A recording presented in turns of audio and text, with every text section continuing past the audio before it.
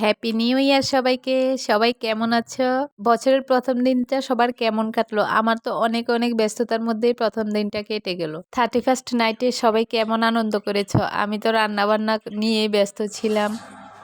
আর নতুন বছর আসতে না আসতেই শীত এমনভাবে জেঁকে বসেছে, কি বলবো আর। শীতে একদম কাবু হয়ে যাচ্ছি। 31st নাইটে আমি রান্না করেছিলাম হাঁসের মাংস কষা। তবে হাঁসের মাংস কষাটা আমি রাতে রান্না করিনি, দিনের বেলায় রান্না করে রেখেছিলাম। আর সাথে রান্না করেছিলাম হোয়াইট সস পাস্তা। মেয়ের আবদার রক্ষার্থে এসব কিছু করা। তো হোয়াইট সস পাস্তাটা কিন্তু ওই বানায়।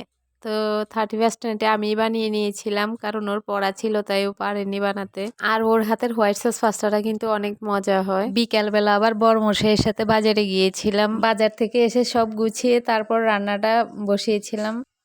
পাস্তাটা দেখতে কিন্তু খুব লোভনীয় লাগছে।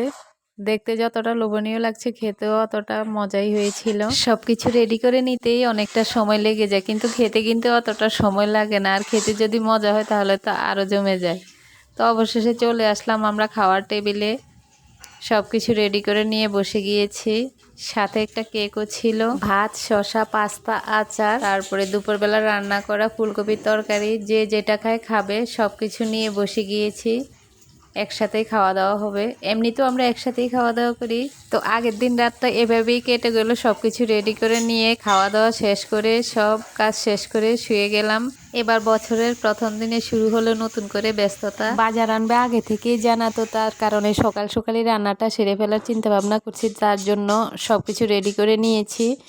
নদীর বাটা মাছ এনেছিল বাড়ি থেকে আসার সময় বরমশাই, তো ওগুলো রান্না করব। আর সাথে রান্না করব মূলো শাক ডাল দিয়ে। তো রান্নাটা বসিয়ে দিয়েছি, প্রায় হয়ে এসেছে। এখনো বাজার থেকে আসেনি, আসলেই তো মাছ মুরগি কাটা নিয়ে অনেকটা সময় চলে যাবে। তো যাই হোক, রান্নাটাও আমার প্রায় শেষ হয়ে এসেছে, যার কারণে কোনো সমস্যা হবে না। আর রান্নাটা শেষ হয়ে গেলে মনে হয় যেন অনেক বড় একটা কাজ সেরে ফেলেছি, তো আর একটু দেরি হলেও সমস্যা হয় না। তো এইদিকে রান্না শেষ হতে হতে বাজারও চলে এসেছে।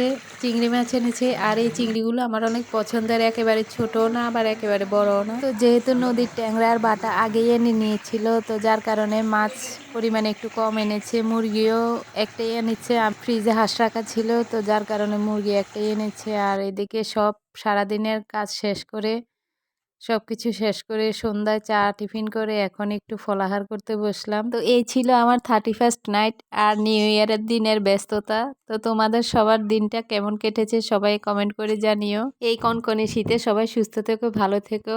নতুন বছর সবার অনেক অনেক ভালো কাটুক, সবাই অনেক ভালো থেকো, এই শুভকামনাই রইল সবার জন্য। সবাই ভালো থেকো। আর ভিডিওতে অবশ্যই কমেন্টের পাশাপাশি একটা লাইক দিয়ে দিও।